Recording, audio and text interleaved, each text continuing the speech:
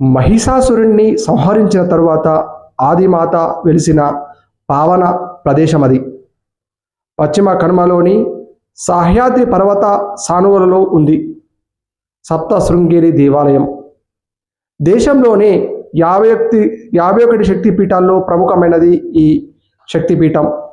మహారాష్ట్రలోని నాసిక్ నుండి 60 కిలోమీటర్ల దూరంలో సప్త శృంగేరి క్షేత్రం ఉంటుంది. నాసిక్ ప్రాంతంలోని కల్వన్ తాలూకా నందూరి గ్రామంలో గుట్టపైన వెలిసిన ఈ అమ్మవారు ఎంతో గొప్పగా కనిపిస్తారు. గుట్ట మధ్యన అమ్మవారు ఉండడం, గుట్టపైకి వెళ్ళగా ఆ గుట్ట పైన గుట్ట మధ్యన అమ్మవారు కనిపిస్తారు. అమ్మవారిని చూసేందుకు వివిధ ప్రాంతాల నుంచి భక్తులు తరలి వస్తారు.